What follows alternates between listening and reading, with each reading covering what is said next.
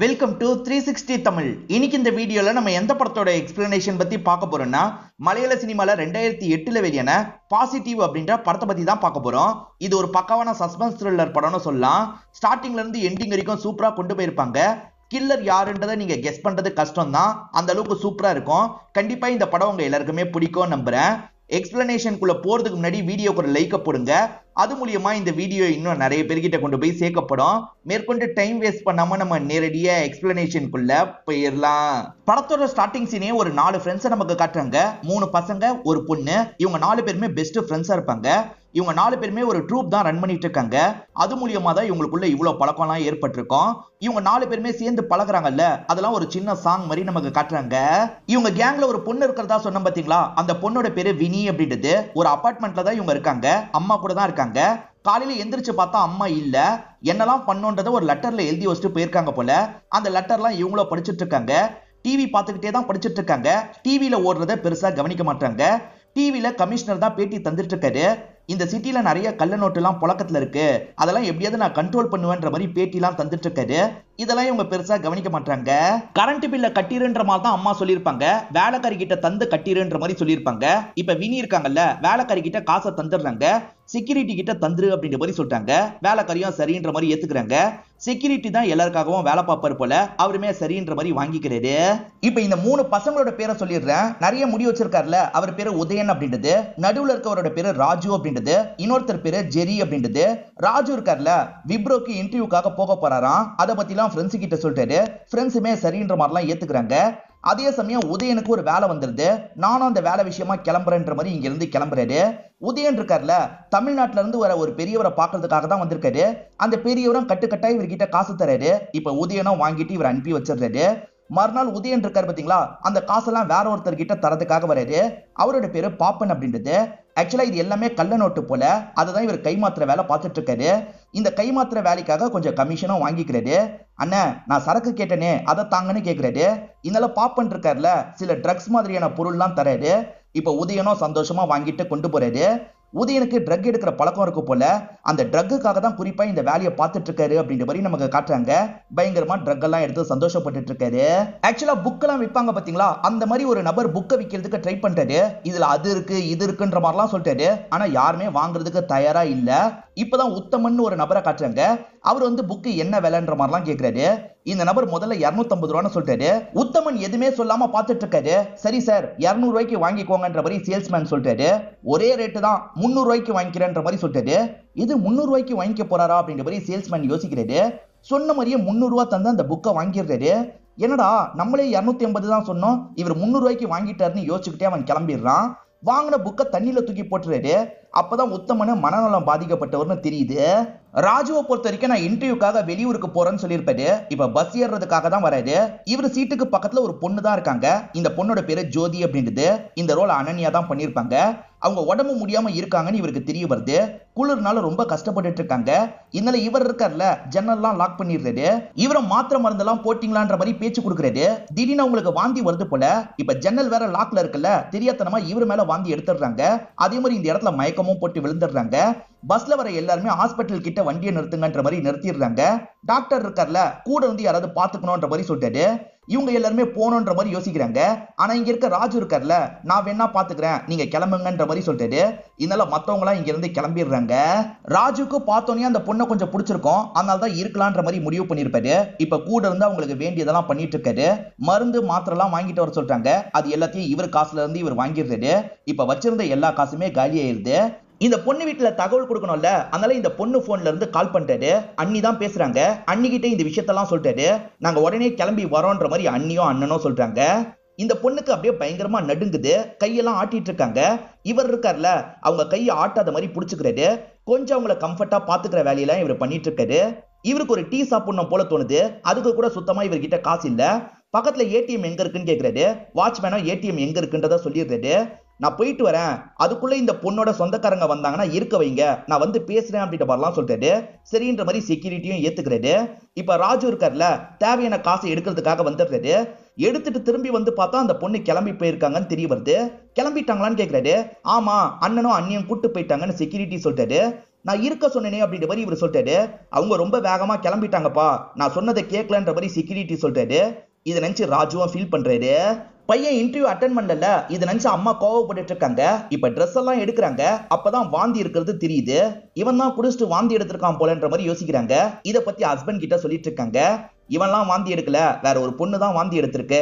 நான் எல்லாத்தையும் அவன் கிட்ட பேசிட்டேன், திரும்பி திரும்பி அதை கேட்காதன்ற மாதிரிலாம் ஹஸ்பண்ட் சொல்லிட்டாரு. இவரை பொறுத்த வரைக்கும் ஒரு சின்ன பையனும் இருக்கான். சின்ன பையனும் பெரிய பையனும் ரொம்ப க்ளோஸ்ன்ற மாதிரிலாம் நமக்கு காட்டுறாங்க. இவங்க 3 பேருமே இப்ப வினிய பாக்குறதுக்காக வீட்டுக்கு வந்திருக்காங்க. ஏன்னா இன்னைக்கு வினிய பொண்ணு பாக்குறதுக்காக மாப்பிள்ளை வீட்டை சேர்ந்தவங்க வரப்போறாங்க. வினி அம்மா இங்கே தானே இருக்கணும், ஆனா அவங்க பொலிட்டீஷியனு வேலை வந்துகிட்டே இருக்கும். அதனால அம்மா இல்லாம இருக்காங்க. சொந்தக்கார லேடி தான் லெட்டரை தராங்க. பொண்ணு எப்படியாவது ரெடி பண்ணுங்கன்ற மாதிரி ஃப்ரெண்ட்ஸுக்கு தான் எழுதியிருக்காங்க போல. நான் எவ்வளவு சொன்னாலும் கேட்க மாட்டா, ரெடி பண்ணுங்கன்னு சொந்தக்கார லேடி சொல்லிட்டாங்க. இவங்க 3 பேருமே வினி கிட்ட பேசுறதுக்காக வராங்க. இந்த நாள் கூட என்னோட அம்மா இருக்க மாட்டாங்களா, நான் ரெடி ஆக மாட்டேன்னு சொல்றாங்க. ப்ளீஸ் ப்ளீஸ் ரெடி ஆகுன்ற மாதிரி ஃப்ரெண்ட்ஸ் சொல்றாங்க. ஃப்ரெண்ட்ஸ் சொல்றதுனால தான் இவங்களும் ரெடி ஆகிறதுக்காக போறாங்க. மாப்பிள்ளை வீட்டை சேர்ந்த எல்லாருமே வந்து இந்த சொந்தக்கார லேடி கிட்ட தான் பேசிட்டு இருக்காங்க.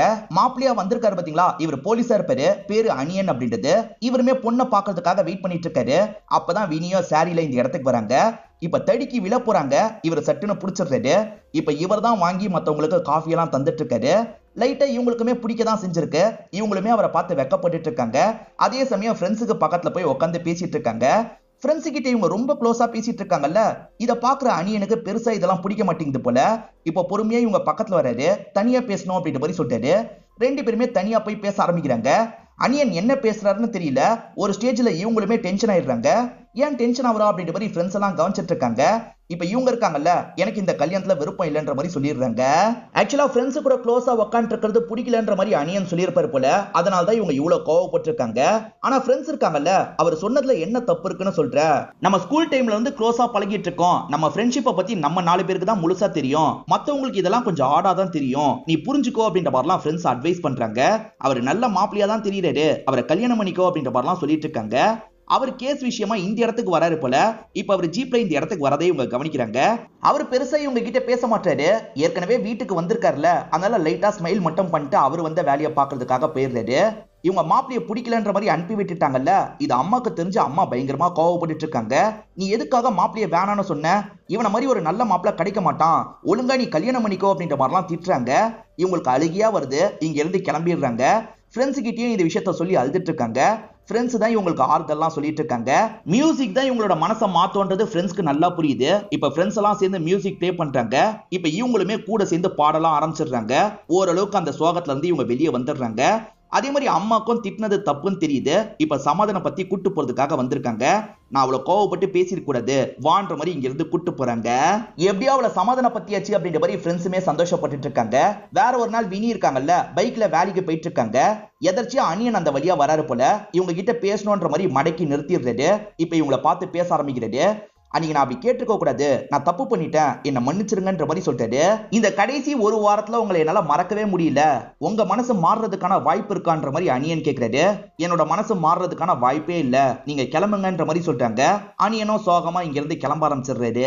இப்ப ராஜுவும் ஏடிஎம்ல காசு எடுத்துட்டு கிளம்பலாம்னு நினைக்கிறாரு. பார்த்தா எதிர ஜோதி வராங்க. ஜோதியை இவரை பார்த்து அடையாளம் கண்டுபிடிச்சிடுறாங்க. நீங்க தானே பஸ்ல எனக்கு ஹெல்ப் பண்ணுது அப்படின்ற மாதிரிலாம் கேட்கறாங்க. பரவாயில்லையே, என்ன ஞாபகம் இருக்கே, ஆனா அன்னைக்கு ஒரு 5 நிமிஷம் எக்ஸ்ட்ரா இருந்தா கூட என்ன பாத்துருக்கலாம், பார்க்காம போயிட்டீங்களே அப்படின்ற மாதிரிலாம் இவர் கேட்கிறாரு. அன்னைக்கு ஒரு விஷயம் நடந்துருச்சுன்ற மாதிரி இவங்களும் சொல்றாங்க.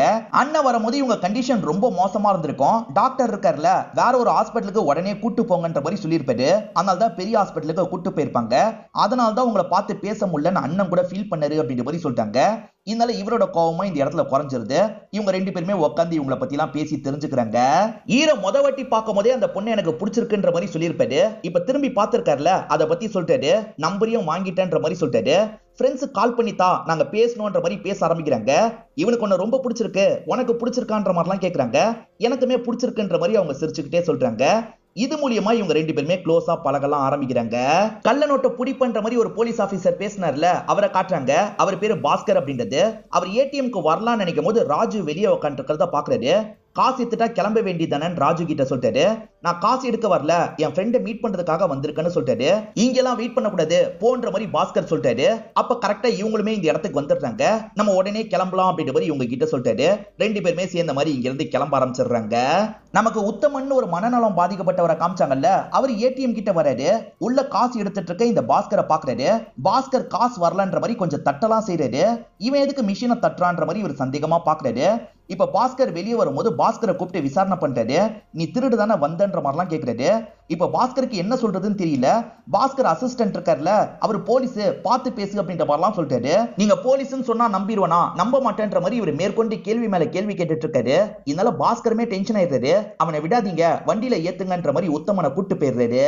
ராஜு அவங்க கூட பழகிட்டு தான் இருக்காரு, இன்னும் ப்ரொபோஸ் பண்ணல. ஃப்ரெண்ட்ஸ் எப்படி ப்ரொபோஸ் பண்ணணும் அப்படின்றதெல்லாம் இவருக்கு சொல்றாங்க. ஃப்ரெண்ட்ஸ் சொல்லி கொடுத்தாங்க பாத்தீங்களா, அதே மெத்தட்ல இவருமே அவங்கள பார்த்து ப்ரொபோஸ் பண்ணிடுறாரு. அவங்களுக்குமே பிடிச்சிருக்கு போல, ஓகேன்ற மாதிரிலாம் இந்த இடத்துல ஏத்துக்கிறாங்க. இவங்க இன்னும் க்ளோஸா பழகுறத ஒரு சாங் மாதிரி நமக்கு காட்டுறாங்க. ஜோதி மட்டும் தான் ஹாஸ்டல்ல தங்கிட்டு இருக்காங்க போல. இப்ப ஜோதியை டிராப் பண்றதுக்காக இவர் ஹாஸ்டலுக்கு வராரு. பார்த்தா அண்ணனும் அண்ணியும் வந்திருக்கிறது இவருக்கு தெரிய வருது. அண்ணன் இருக்கார்ல, அன்னைக்கு எதுவுமே பேசாம போனதுக்காக மன்னிப்பு கேட்கிறாரு. பரவாயில்ல, நடந்த விஷயத்த உங்க தங்கச்சி சொன்னாங்க, பிரச்சனை இல்லைன்ற மாதிரிலாம் இவர்கிட்ட பேசி பழக ஆரம்பிக்கிறாரு. இப்ப பாஸ்கரை பாக்குறதுக்காக அணியன் வந்திருக்காரு. அணியனை பொறுத்த வரைக்கும் ஏஎஸ்பியா இருப்பாரு. ரெண்டு பேருமே தான் அந்த கள்ள நோட்டை பிடிக்கணும்ன்ற மாதிரிலாம் ட்ரை பண்ணிட்டு இருக்காங்க. ஆக்சுவலா இந்த பாஸ்கர் இருக்கார்ல, உத்தமனை அரெஸ்ட் பண்ணி வச்சிருக்காரு. சார், அவர் தெரியாம பேசியிருப்பாரு சார், விட்டுலான்ற மாதிரி அணியன் பேசுறாரு. சரி விட்டுன்ற மாதிரி இந்த இடத்துல பாஸ்கருமே சொல்லிடுறாரு. இந்த உத்தமனை பொறுத்த வரைக்கும் ஒரு பொண்ணு இருக்காங்க, அவங்க தான் அப்பாவை பார்த்துட்டு இருக்காங்க. அந்த பொண்ணு வெளியே நின்று கஷ்டப்படுறாங்கல்ல, அதை பார்த்து தான் மனசு கேட்காம உத்தமனை வெளியே எடுக்கிறதுக்கு இவர் ட்ரை பண்ணிருப்பாரு. இதுக்கப்புறம் இந்த மாதிரிலாம் பண்ணாம பாத்துக்கோ அப்படின்ற மாதிரி அந்த பொண்ணு கிட்ட சொல்லிட்டாரு. சரின்ற மாதிரி அந்த பொண்ணுமே உத்தமனை இங்க இருந்து கூட்டு போயிட்டு இருக்காங்க. உத்தமன் கண்டிஷனை பாக்குறாருல, இதை நினைச்சு லைட்டா இந்த அணியனும் ஃபீல் பண்ணிட்டு இருக்காரு. அப்படியே கட் பண்ணி நம்ம வினியை காட்டுறாங்க. வினி ட்ரெஸ் எடுக்கிறதுக்காக வந்திருக்காங்க. இப்ப கண்ணாடியை பார்க்கும்போது பின்னாடி அணியன் தெரியுறாரு. உண்மையில அந்த இடத்துல அணியன் இல்ல, அணியன் இருக்க மாதிரி இவங்க யோசிச்சு பாக்குறாங்க. அதாவது அணியனா லைட்டா இவங்களுக்கு பிடிக்க ஆரம்பிச்சிருது. இப்ப பர்ச்சேஸ் எல்லாம் பண்ணி முடிச்சுட்டு இவங்க வெளியே வந்துட்டு இருக்காங்க. அப்ப இவங்க ஃப்ரெண்டு உதயன் இருக்கார்ல, சில ஆட்கள் கூட கார்ல போயிட்டு இருக்காரு. யார் இந்த ஆட்கள், எதுக்காக உதயன் இவங்க கூட கார்ல போயிட்டு இருக்கான்ற மாதிரி கால் பண்றாங்க. ஆனா அவர் எடுக்க மாட்டாரு. உதயன் கூட போனாங்கல்ல, அவங்களா ரவுடி மாதிரி இருப்பாங்க. ஒருவேளை உதயனை கடத்திட்டாங்களா அப்படின்ற மாதிரிலாம் இவங்க ஃப்ரெண்ட்ஸ் கிட்ட பேசிட்டு இருக்காங்க.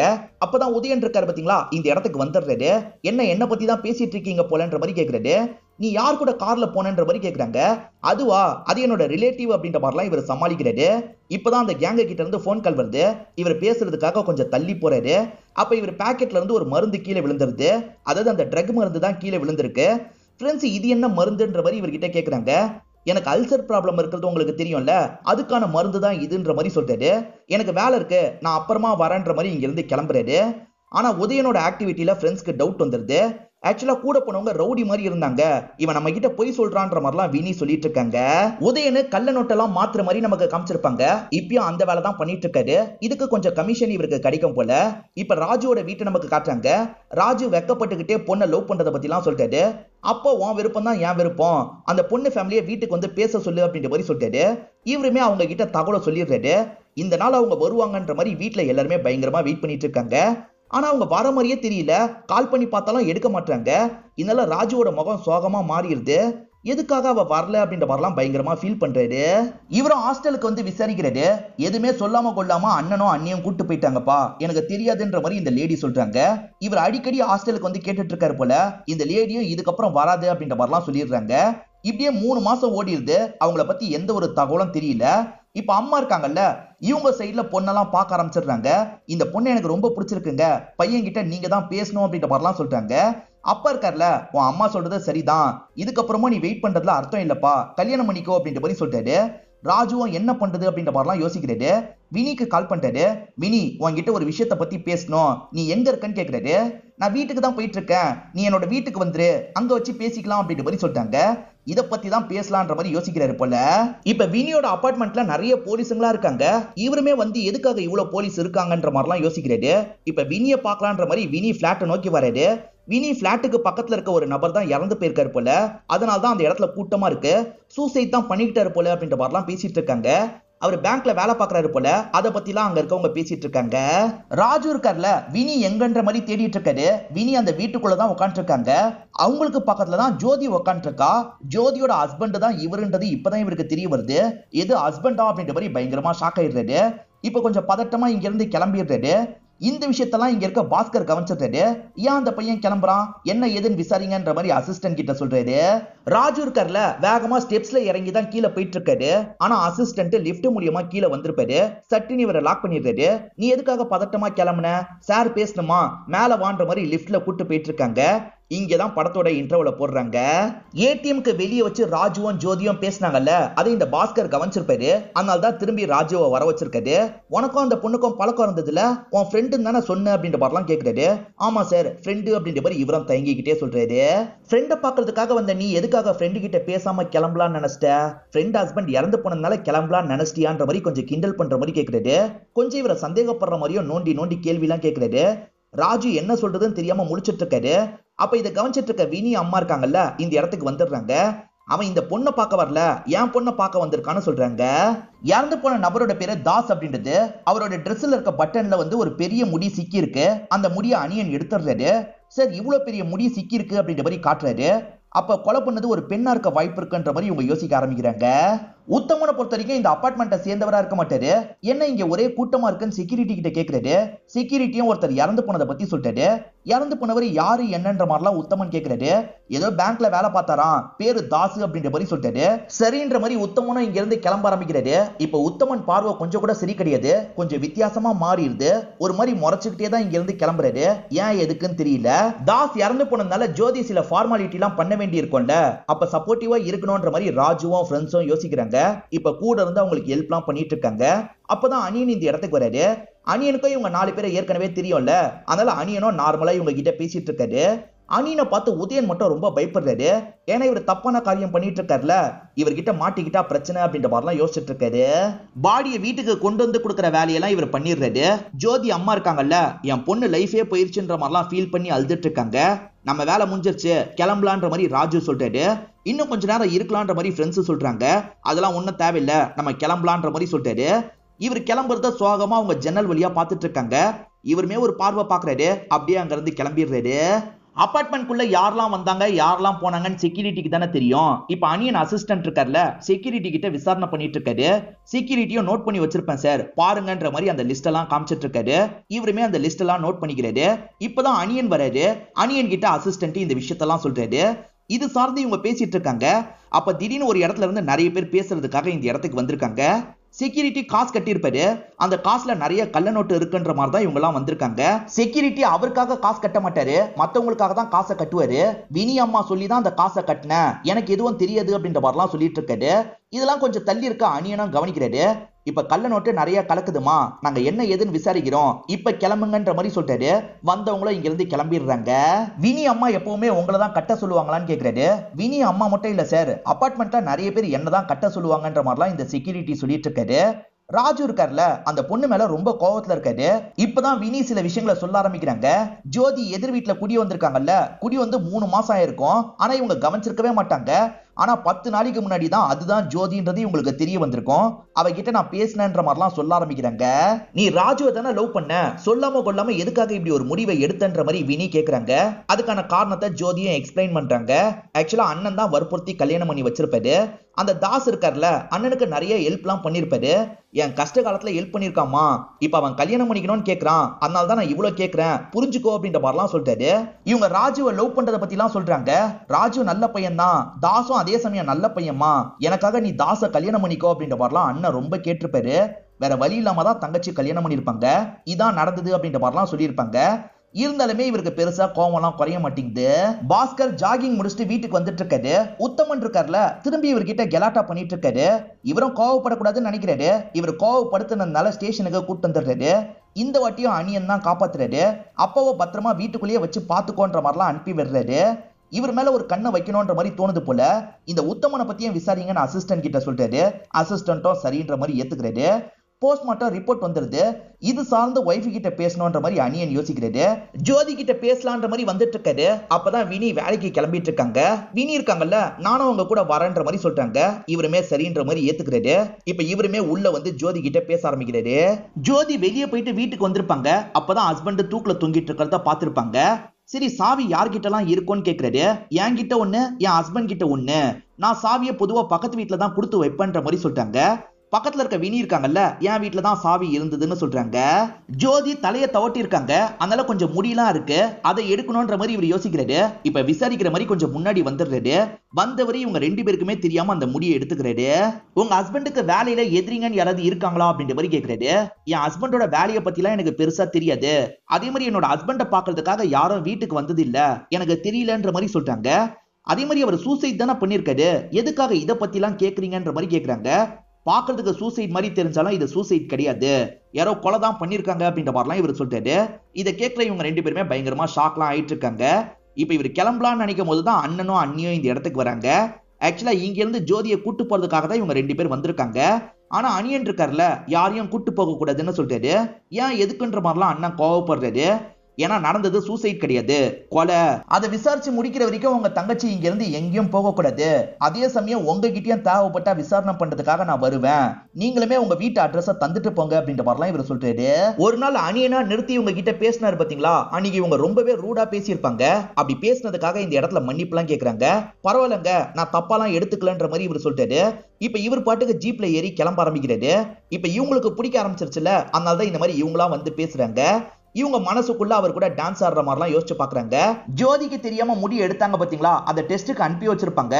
2 முடியும் ஒரே முடியான்னு சொல்ல முடியல, ஆனா ஒரு விஷயத்த நாங்க கண்டுபிடிச்சிருக்கோம். தாஸ் பட்டன்ல இருந்து ஒரு முடி எடுத்தாங்கல்ல, அந்த முடியில கலரிங் அடிச்சிருக்காங்கன்றது தெரிய வந்திருக்கும். இப்போ கூட பாஸ்கருக்கு ஜோதி மேலதான் டவுட் வருது. கலரிங் எல்லா முடியிலையும் அடிக்க மாட்டாங்க, சில முடியில மட்டும் அடிப்பாங்க, அந்த மாதிரி முடி கூட மாட்டிருக்க வாய்ப்பு இருக்கு, நீ எடுத்தது அந்த மாதிரி முடியா இல்லாம இருக்க வாய்ப்பு இருக்குன்ற மாதிரி சொல்றாரு. ஜோதி மட்டும் இதை பண்ணிருக்க வாய்ப்பு இல்ல, வேற ஒருத்தனும் பண்ணிருக்க வாய்ப்பு இருக்குன்ற மாதிரிலாம் பாஸ்கர் சொல்லிட்டாரு.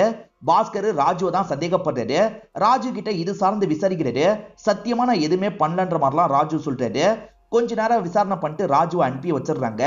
ராஜு விசாரணைக்கெல்லாம் போயிட்டு வந்திருக்காருல, இதை நினைச்சு அப்பா ஃபீல் பண்றாரு. இப்ப ராஜு கிட்ட பேசுறதுக்காக ரூம்க்கு வந்துடுறாரு. எனக்கு தெரிஞ்ச சிலர்கிட்ட பேசினேன், சிலர் இதெல்லாம் பிரச்சனை இல்லைன்னு சொல்றாங்க, ஆனா சிலர் உனக்கு ஆபத்து வர வாய்ப்பு இருக்குன்ற மாதிரிலாம் சொல்றாங்க. எனக்கு ரொம்ப கஷ்டமா இருக்குப்பா, நீ இந்த விஷயத்தெல்லாம் பண்ணல, அப்பா கிட்ட சொல்லுன்ற மாதிரி கேட்கிறாரு. அப்பா நான் சத்தியமா கொலைலாம் பண்ணலன்ற மாதிரி இவருமே இந்த இடத்துல சொல்லிட்டாரு. அது எனக்கு போதும்ன்ற மாதிரி அப்பாவும் இந்த ரூமை விட்டு கிளம்பிடுறாரு. இப்ப வினியோட அம்மாவை நமக்கு காட்டுறாங்க. இவங்களுக்கு வயசாயிடுச்சுல, அதனால ஏர் டை எல்லாம் அடிச்சிட்டு இருக்காங்க. வினி இருக்காங்கல்ல, எனக்கு அணியனை பிடிச்சிருச்சுமா, திரும்பி அணியன் வீட்டுல நீங்க பேசி பாக்குறீங்களா அப்படின்ற மாதிரிலாம் கேக்குறாங்க. முதல்ல பிடிக்கலன்னு சொன்ன, இப்ப பிடிச்சிருக்குன்னு சொல்ற, சரி நான் பேசி பாக்குறேன் அப்படின்ற மாதிரி அம்மாவும் சொல்றாங்க. பாஸ்கருக்கு மேல ஆபீசர்ஸ் இருப்பாங்கல்ல, அந்த மாதிரி ஒரு ஆபீசர் பாஸ்கர் கிட்ட பேசுறதுக்காக வந்திருக்காரு. இந்த கேஸை விட நிறைய கேஸ் இருக்கு, இந்த கேஸை விட்டுருங்கன்ற மாதிரிலாம் சொல்றாரு. எதுக்காக இவர் விட சொல்றாரு அப்படின்ற மாதிரி பாஸ்கருக்கு இந்த இடத்துல டவுட் வருது. இப்ப பாஸ்கர் இருக்காரு பாத்தீங்களா, வினி அம்மா கிட்ட பேசுறதுக்காக வீட்டுக்கு வந்துடுறாரு. இவங்க பொலிட்டீஷியன் சொல்லியிருப்பேன், இவங்க தான் அந்த ஆபீசர் கிட்ட சொல்லி பேச வச்சிருக்காங்க போல. எந்த ஆபீசர் சொன்னாலும் சரி, இந்த கேஸை நான் அவ்வளவு சீக்கிரத்துல விட மாட்டேன், யாரை காப்பாத்துறதுக்காக இந்த மாதிரிலாம் பண்றீங்கன்ற மாதிரி இவர் கேட்கிறாரு. அம்மா எதுவுமே பேசாம இருக்காங்க. இப்ப இவர் இருக்கார்ல, நான் வரேன்ற மாதிரி கிளம்பிடுறாரு. ராஜுவை திரும்பி விசாரணைக்காக வர வச்சிருக்காங்க போல. தம்பி வெளியே தான் வெயிட் பண்ணிட்டு இருக்கான். தம்பிய உள்ள என்ன நடக்குது பாக்கணும்ன்ற மாதிரிலாம் யோசிக்கிறான். இவர் ராஜுவை பயங்கரமா டார்ச்சர் பண்ணிட்டு இருக்காரு. நீ தானே பண்ண, ஒழுங்கா ஒத்துக்கோன்ற மாதிரிலாம் கேட்கிறாரு. சத்தியமா நான் இந்த விஷயத்த பண்ணல அப்படின்ற மாதிரிலாம் ராஜு சொல்லிட்டு இருக்காரு. இவர் குடும்ப பத்திட்டு இருக்கிறத தம்பியும் கவனிச்சிடுறான். இப்ப அண்ணன் வெளியே வரும்போது தம்பி சாதாரணமா நின்னுட்டு இருக்கான். அண்ணான்ற மாதிரி ஓடி வந்து கட்டிலாம் புடிச்சிடுறான். பாஸ்கர் வீட்டுல இருக்கும் போது பாஸ்கரோட கார் கண்ணாடியை யாரோ உடைச்சிடுறாங்க. கல்ல வச்சுதான் உடைச்சிருக்காங்க. யாருன்னு பார்த்தா இந்த சின்ன பையன் தான் ஓடிட்டு இருக்கான். புடிங்க புடிங்கன்ற மாதிரி பாஸ்கரும் சொல்லிட்டு இருக்காரு. அப்படியே கட் பண்ணி இப்ப ராஜு பைக்ல வந்துட்டு இருக்கிறத நமக்கு காட்டுறாங்க. இப்ப உங்க தம்பி இப்படி பண்ணிட்டான்ற மாதிரி இவருக்கு தகவல் கிடைக்குது போல. இவருமே வேகமா அந்த இடத்துக்கு போனோன்ற மாதிரிலாம் யோசிக்கிறாரு. பதட்டமா அந்த இடத்தை நோக்கி ஓடிட்டு இருக்காரு. தம்பி ஏதாவது பண்ணிட போறாங்கன்னு யோசிக்கிறாரு. ஆனா பாஸ்கர் அப்படிலாம் எதுவும் பண்ண மாட்டாரு. இப்ப பாஸ்கரும் அணியனும் சேர்ந்த மாதிரி அந்த சின்ன பையன் பாடுறத ரசிச்சு கேட்டுட்டு இருக்காங்க. ரொம்ப சகஜமா தான் இந்த சின்ன பையன் கிட்டே இவர் பேசுறாரு. இந்த சின்ன பையன் என்னோட அண்ணன் அப்படிலாம் பண்ணிருக்க மாட்டான் அப்படின்ற மாதிரி சொல்றான். பண்ணலன்னா நாங்க எதுவுமே பண்ண மாட்டோம்ப்பா, புரிஞ்சுக்கோ அப்படின்ற மாதிரிலாம் இவர் சமாதானம் சொல்லிட்டு இருக்காரு. இவரும் தம்பிக்கு என்னாச்சு ஏதாச்சுன்னு ஓடி வந்து பார்த்தார்ல, தம்பிக்கு எந்த பிரச்சனையும் இல்லைன்னு தெரிஞ்சதுக்கு அப்புறம் தான் நிம்மதி அவரு.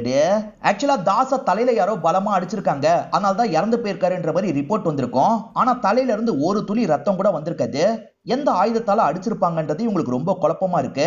அந்த ஆயுதத்தை கண்டுபிடிக்கணும் அப்படின்ற மாதிரிலாம் இவங்களுக்குள்ள இவங்க யோசிக்க ஆரம்பிக்கிறாங்க. அதே மாதிரி கொலை பண்ணிட்டு சூசைட் மாதிரி செட் பண்றாங்கன்னா ஒருத்தரால அந்த விஷயத்தை செட் பண்ண முடியாதுல்ல, 2 பேர் சேர்ந்து தான் இந்த விஷயத்தை பண்ணிருக்க வாய்ப்பு இருக்கு. இப்பயும் ராஜு மேலேயும் ஜோதி மேலேயும் தான் எனக்கு சந்தேகமா இருக்குன்ற மாதிரிலாம் பாஸ்கர் சொல்லிட்டாரு. அணியன் இருக்காருல, நான் அவங்க வீட்டை போய் கொஞ்சம் செக் பண்றேன் அப்படின்ற மாதிரி சொல்லிட்டாரு. சரின்ற மாதிரி பாஸ்கரும் ஏத்துக்கிறாரு. இப்ப அணியன் வீட்டை செக் பண்றதுக்காக வந்துடுறாரு. சூசைடுன்றதுனால அன்னைக்கு பெருசா செக் பண்ணிருக்க மாட்டாரு. இப்ப செக் பண்ணி பாப்போன்ற மாதிரி தான் இந்த இடத்துக்கு வந்திருக்காரு. ஒரு இடம் விடாம எல்லா இடத்தையும் இவர் செக் பண்ணி பார்த்துட்டு இருக்காரு. அப்படி செக் பண்ணிட்டு இருக்கும் போதுதான் ஒரு விதமான மருந்து இந்த இடத்துல இருக்கு. இதை யாரு யூஸ் பண்றான்ற மாதிரி கேக்குறாரு. ஜோதி இருக்காங்கல்ல, தாஸ் தான் யூஸ் பண்ணாரு. உடம்பு வலி வரும் போதெல்லாம் இதை போட்டு பாரு அப்படின்ற மாதிரி சொல்லிட்டாங்க. இது வலி மருந்து கிடையாது, இது ட்ரக்ன்ற மாதிரி இவர் சொல்லிட்டாரு. இதை கேட்டுட்டு இருக்க வினியுமே இந்த இடத்துல ஷாக் ஆயிடுறாங்க. ஏன்னா உதயனே இது அல்சர் மருந்துன்ற மாதிரி சொல்லியிருப்பாரு. அப்ப நம்ம கிட்ட பொய் சொல்லியிருக்கான் போல அப்படின்ற மாதிரிலாம் உள்ளுக்குள்ள யோசிக்கிறாங்க. இதெல்லாம் இவங்க ஃப்ரெண்ட்ஸ் ஆனா 2 பேர் கிட்ட சொல்லிட்டு இருக்காங்க. அன்னைக்கு உதயன் சொன்னாரு பாத்தீங்களா, அப்பயே கொஞ்சம் மலுப்பலா தான் இந்த விஷயத்த சொல்லியிருப்பாரு. கண்டிப்பா நமக்கு தெரியாம ஏதோ தப்பு பண்ணிட்டு இருக்கான், என்ன பண்றான்றத கண்டுபிடிக்கணும்ன்ற மாதிரி இவங்க 3 பேருமே பேசிக்கிறாங்க. இப்ப அணியன் இருக்காரு பாத்தீங்களா, அந்த உத்தமனை பத்தி தெரிஞ்சுக்கிறாரு போல. இப்ப உத்தமன் வீட்டுல போய் பேசணும்ன்ற மாதிரி யோசிக்கிறாரு. பொண்ணுதான் வெல்கம் பண்ணி இவரை உட்கார வைக்கிறாங்க. உத்தமன் இதுக்கு முன்னாடி கேஷியரா வேலை பார்த்திருப்பாரு. நிறைய கள்ள நோட்டை மாத்தி வச்சிடுறாருன்ற மாதிரி தான் அவரை வேலையை விட்டு தூக்கியிருப்பாங்க. வேலையில பிரச்சனை எல்லாம் ஏற்பட்டிருக்கும். அதுக்கப்புறம் தான் இந்த மாதிரி மாறி இருப்பாரு. அதுக்கு காரணம் என்னன்ற மாதிரிலாம் இவர் இந்த இடத்துல விசாரிக்கிறாரு. என் அப்பா நேர்மையானவரு, ஆனா கூட தாசுன்னு ஒருத்தன் வேலை பார்த்திருக்கான், அந்த தாசு தான் இந்த விஷயத்தெல்லாம் பண்ணிருக்கான்ற மாதிரி இந்த பொண்ணு சொல்லிட்டு இருக்காங்க. என் அப்பா சில நோட்டெல்லாம் வச்சிருக்காரு, இருங்க எடுத்துட்டு வந்து தரேன்ற மாதிரி இவங்க சொல்றாங்க. எடுத்துட்டு வந்து இவர்கிட்ட காட்டலாம் செய்யறாங்க. அப்பாவை ஏமாத்தின தாஸ் வேற யாரும் கிடையாது, ஜோதியோட ஹஸ்பண்டா தான் இருப்பாரு. ஆனா அவர் அந்த கேஸ்ல மாட்டிருக்க மாட்டாரு, அப்பா மட்டும் தான் மாட்டிருப்பாரு. அப்பாக்கு தனிப்பட்ட முறையில அவன் மேல கோபம் இருக்கிறது இவங்களுக்கு தெரிய வருது. இது சார்ந்து இவங்க பேசிட்டு இருக்கும் போது உத்தமன் இந்த இடத்துக்கு வந்துடுறாரு. என்ன விஷயம்ன்ற மாதிரி கொஞ்சம் மென்டல் பேஷண்ட் மாதிரி பேசிட்டு இருக்காரு. இவர் உண்மையிலே மென்டல் பேஷண்டா இல்ல நடிக்கிறாரா அப்படின்ற மாதிரி லைட்டா அணியனுக்கு டவுட் வந்துருது. இப்ப ஃப்ரெண்ட்ஸ் 3 பேருமே உதயனை வர வச்சிடுறாங்க. இவரை நோண்டி நோண்டி கேள்வி கேட்டுட்டு இருக்காங்க. நீங்க நினைக்கிறது சரிதான், நான் காசுக்காக சில தப்பான வேலையெல்லாம் பண்ணிட்டு இருக்கேன்ற மாதிரி சொல்றாரு. தயவு செஞ்சு போலீஸ் கிட்ட சொல்லிடாதீங்கன்னு சொல்றாரு. பார்த்தா அணியனை பின்னாடி வந்து நிக்கிறாரு. ஆல்ரெடி ஃப்ரெண்ட்ஸ் போலீஸ் கிட்ட சொல்லியிருக்காங்க. ஆக்சுவலா இப்ப கூட காசை கைமாத்துற வேலையை தான் இவன் பார்த்துட்டு இருக்கான் போல. அந்த வேலை இன்னும் முடியலன்றது இந்த பாப்பனுக்கு தெரிய வருது. காசு எடுத்துட்டு போனவன் என்ன ஆனா, காசை தூக்கிட்டு ஓடிட்டானா, அவன் எங்க இருந்தாலும் கண்டுபிடிக்கணும் அப்படின்ற மாதிரிலாம் ஆளுங்க கிட்ட சொல்றாரு. அணியன் இருக்காருல, ஒரு இடத்துல வச்சு இவரை விசாரணை பண்ணிட்டு இருக்காரு. ஆக்சுவலா இந்த மாதிரி கள்ள நோட்டெல்லாம் ஓடிட்டு இருக்குல்ல, அதுல முக்கியமான ஆளா தான் தாஸ் இருப்பாரு. தாஸுக்கும் உனக்கும் பிரச்சனை ஏற்பட்டிருக்கு, அதனால தான் தாஸோட கதையை முடிச்சிருக்க. அவன் கூட சேர்ந்து தானே நீ ட்ரக் எல்லாம் எடுப்ப, அவனும் நீயும் ஒரே ட்ரக் தான் எடுத்துறீங்கன்ற மாதிரிலாம் இவர் சொல்லிட்டாரு.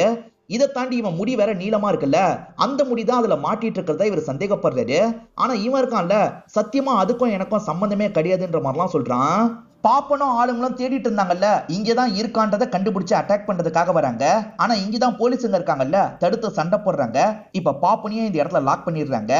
பாப்பன் கூட இதுல சம்பந்தப்பட்டிருக்க வாய்ப்பு இருக்குன்ற மாதிரி விசாரிச்சிருப்பாங்க. ஆனா பாப்பனும் இந்த விஷயத்த பண்ணல, அதே சமயம் உதயனும் இந்த விஷயத்த பண்ணலன்றது இவருக்கு கன்ஃபார்ம் ஆயிருது. எந்த ஆயுதத்தால அடிச்சாங்கன்றது தெரியாம இருந்தாங்கல்ல, அணியன் இருக்கார்ல, நான் அந்த ஆயுதத்தை கண்டுபிடிச்சிட்டேன் அப்படின்ற மாதிரிலாம் சொல்லிட்டாரு. இவருமே ஆச்சரியமா என்ன ஆயுதம் அப்படின்ற மாதிரிலாம் கேட்டுட்டு இருக்காரு. நெல்ல துணியில கட்டி வைப்பாங்கல்ல, அந்த மாதிரி ஒரு துணி அந்த வீட்டுல கிடைச்சிருக்கும். இந்த மாதிரி நெல்லை வச்சுதான் சார் அடிச்சிருக்காங்கன்ற மாதிரி சொல்லிட்டாரு. ஃபோர்ஸ் ஹெவியா இருக்கும், ஆனா காயம் பெருசா வராது, எல்லாம் உள்காயமா தான் இருக்கும். இப்படிதான் பண்ணிருக்க வாய்ப்பு இருக்குன்னு சொல்லிட்டாரு. நீ நினைக்கிறது சரிதான், இப்படிதான் நடந்திருக்குன்ற மாதிரி இங்க இருக்க பாஸ்கருமே ஏத்துக்கிறாரு. அந்த வீட்டுல இருக்கவங்க சம்பந்தப்படாம எப்படிப்பா இந்த கொலை நடந்திருக்கும், அதனால வீட்டுல இருக்கவங்கள துருவி துருவி விசாரின்ற மாதிரி பாஸ்கர் சொல்லிட்டாரு. அணியன் இருக்காரு பாத்தீங்களா, திரும்பி ஜோதி கிட்ட விசாரணை பண்றதுக்காக வந்துடுறாரு. ஜோதிக்கு சப்போர்ட்டிவா வினியும் இந்த இடத்துக்கு வந்துடுறாங்க. இவர் பயங்கரமா ஜோதிய சந்தேகப்படுற மாதிரி கேள்வி மேல கேள்வி கேட்கிறாரு. அதாவது பிடிக்காம தான் தாஸ் கூட இருந்திருக்கீங்க, தாஸை விட்டு பிரியணும்னு நினைச்சிருக்கீங்க, அதனால தான் இந்த மாதிரிலாம் பண்ணிருக்கீங்கன்ற மாதிரிலாம் சொல்லிட்டாரு. சத்தியமா நான் தாஸை கொலை பண்ணலன்ற மாதிரிலாம் இவங்க சொல்றாங்க. இதனால அணியனும் இங்க இருந்து கிளம்பிடுறாரு. இப்ப அணியனுக்கு ஒருத்தர் கிட்ட இருந்து போன் கால் வருது. அவர் என்ன சொல்றாருன்னு தெரியல. அணியனோட முகம் கொஞ்சம் கொஞ்சமா மாற ஆரம்பிக்குது. இப்ப அணியனும் குற்றவாளி யாருன்றதை கண்டுபிடிச்சிடுறாரு போல. இப்ப அணியனும் பாஸ்கரை பாக்குறதுக்காக வராரு. நான் குற்றவாளியை கண்டுபிடிச்சிட்டேன்னு சொல்றாரு. யார் குற்றவாளின்ற மாதிரி பாஸ்கர் கேட்கிறாரு. அப்பதான் அந்த லேடி அந்த இடத்துக்கு வந்து நிக்கிறாங்க. அது வேற யாரும் கிடையாது, 2 வீட்லயும் வேலை பார்க்குற லேடியா தான் இருப்பாங்க. இவங்க பேரு ரோஸ் அப்படின்றது. ஜோதி வீட்டுல இல்லாத போது வினி கிட்ட சாவியை குத்துட்டு போவாங்க. அதாவது வினி வீட்டுல சாவியை வச்சுட்டு போவாங்க. 2 வீட்டுக்கும் இவங்க தானே வேலைக்காரி, இவங்க யூஸ் பண்ண முடியும். பட்டன்ல ஒரு முடி கிடைச்சது பாத்தீங்களா, அந்த லேடிக்கு எப்படியும் 40 வயசுக்கு மேல இருக்கும்ன்ற மாதிரி தான் இவங்களுக்கு தகவல் கிடைச்சிருக்கும். அது மூலியமா தான் இந்த வேலைக்காரி மேலே இவருக்கு சந்தேகம் வந்திருக்கும். வேலைக்காரியை லாக் பண்ணுன்ற மாதிரிலாம் யோசிச்சிருப்பாரு. லாக் பண்ணி இவர் விசாரிச்சதை நமக்கு காட்டுறாங்க. கொஞ்ச நாளா வேலைக்காரி வேலைக்கு வந்திருக்க மாட்டாங்க, ஏன் வரலன்ற மாதிரிலாம் இவர் கேட்டுட்டு இருக்காரு. நான் கொஞ்ச நாள் வேளாங்கண்ணிக்கு போனேன்ற மாதிரிலாம் இவங்க சொல்றாங்க. உண்மையிலே இவங்க வேளாங்கண்ணிக்கெல்லாம் போல, போலீஸ் விசாரணை அதிகமாகிட்டே இருக்குல்ல, அதனால பயந்து வீட்லயே இருந்திருப்பாங்க. அதை இவர் கண்டுபிடிச்சிருப்பாரு. அப்படிதான் லாக் பண்ணி கமிஷனர் கிட்ட கூட்டு வந்திருக்காரு. நீ தான் இந்த விஷயத்த பண்ணிருக்க, எதுக்காக பண்ண, ஒழுங்கா சொல்லுன்ற மாதிரி கேக்குறாங்க. இப்ப ரோஸுமே நடந்த விஷயத்த சொல்றாங்க. இவங்க வேலை பார்த்துட்டு இருக்கும் போது அவர் இருக்காரு பாத்தீங்களா, உள்ள வராரு. ஒய்ஃப் இல்ல வேலைக்காரி மட்டும் தான் இருக்காங்கன்னு அவருக்கு தெரிய வருது. அதனால தாஸ் இருக்காருல, வேலைக்காரி கிட்ட தப்பா நடந்துக்கிறாரு. வேலைக்காரியும் விடுங்க விடுங்கன்னு கெஞ்சுறாங்க. இவர் கேட்கவே மாட்டாரு. இவங்க போர்ஸா புடிச்சு தள்ளி விடுறாங்க. ஏடகரமா அவரோட மண்டை இருக்குல்ல, சவத்துல இடிச்சு பொத்துன்னு கீழே விழுந்துடுறாரு. சவத்துல இடிச்சிருச்சுன்னு சொன்னாங்கல்ல, அதையே முதல்ல போலீஸுங்க நம்ப மாட்டாங்க. இதை தாண்டி இந்த லேடி மட்டும் தான் தூக்குல தொங்க விட்டதா சொல்றாங்க. சுத்தமா பாஸ்கரால நம்ப முடியல. நீ மட்டும் எப்படி தூக்குல தொங்க விட முடியும்னு கேக்குறாரு. நானே கஷ்டப்பட்டு பண்ணன்ற மாதிரி சொல்றாங்க. பாஸ்கர் இருக்காருல, இந்த லேடி கண்டிப்பா போய் சொல்றா, 2 பேர் சேர்ந்து தான் இந்த விஷயத்த பண்ணிருக்க முடியும், இன்னொருத்தர் யாருன்றதை கண்டுபிடிக்கணும், இந்த லேடியை பத்தி நல்லா விசாரிங்கன்னு சொல்றாரு. சரின்ற மாதிரி இந்த இடத்துல அணியனும் ஏத்துக்கிறாரு. இப்ப இந்த லேடியை பத்தி நிறைய விசாரிக்கிறாரு. அப்போ ஒரு தகவல் இவருக்கு கிடைக்குது போல. அந்த தகவலை வச்சு குற்றவாளியை அமுக்கணும்ன்ற மாதிரி யோசிக்கிறாரு. இப்ப வினிக்கு கால் பண்ணி இவர் பேச ஆரம்பிக்கிறாரு. எனக்காக ஒரு ஹெல்ப் பண்ண முடியுமான்னு கேக்குறாரு. என்ன ஹெல்ப் பண்ற மாதிரி வினி கேக்குறாங்க. இவங்க 2 பேர் தான் அந்த பிளானை பத்தி பேசிக்கிறாங்க. என்ன பிளான்ன்றதை நமக்கு காட்ட மாட்டாங்க. ஒரு பேங்க்ல கள்ள பணம் மாட்டிருக்குன்ற மாதிரி தகவல் கிடைக்குது. அணியனும் டீமும் அந்த இடத்துக்கு வந்துடுறாங்க. ஆக்சுவலா வினியோட அபார்ட்மெண்ட்ல ஒரு செக்யூரிட்டி இருப்பாரு பாத்தீங்களா, அவர் தான் இந்த இடத்துல இருக்காரு. வினி அம்மா இருக்காங்கல்ல, 50,000 ரூபாய் தந்து பேங்க்ல டெபாசிட் பண்ணுன்ற மாதிரி சொல்லியிருப்பாங்க. இவர் டெபாசிட் பண்றதுக்காக வந்திருப்பாரு. ஆனா செக் பண்ணவங்க 23,000 ரூபாய் ஃபேக் அமௌண்டா இருக்குன்ற மாதிரி சொல்லியிருப்பாங்க. எப்படின்னே எனக்கு தெரியல சார், அந்த அம்மா தர நோட்டு தான் ஃபேக்காவே இருக்கு, அந்த அம்மா நிறைய கள்ள நோட்லாம் வச்சிருக்காங்க போல அப்படின்ற மாதிரிலாம் இவர் சொல்றாரு. யாரு கள்ள நோட்டு வச்சிருக்காங்க நான் கண்டுபிடிக்கிறேன்ற மாதிரி அணியன் சொல்றாரு. அண்ணா அந்த சீட்டை எடுங்கன்னு சொல்றாரு. பக்கத்துல இருக்க அசிஸ்டன்ட் ஒரு சீட் எடுக்கிறாரு. 50 சீரியல் நம்பர் எழுதப்பட்டிருக்கு. அதாவது 50 நோட்டு தந்தாங்கல்ல, அதோட சீரியல் நம்பரை எழுதி வச்சிருக்காங்க. அந்த நோட்ல இருந்து இந்த செக்யூரிட்டி தான் 23 நோட்டை மாத்தி வச்சிருக்காருன்னு தெரிய வருது. இவங்க தந்த நோட்டை அவர் பாக்கெட்ல வச்சிருக்காரு. இவங்களுமே இந்த விஷயத்தை கண்டுபிடிச்சிடுறாங்க.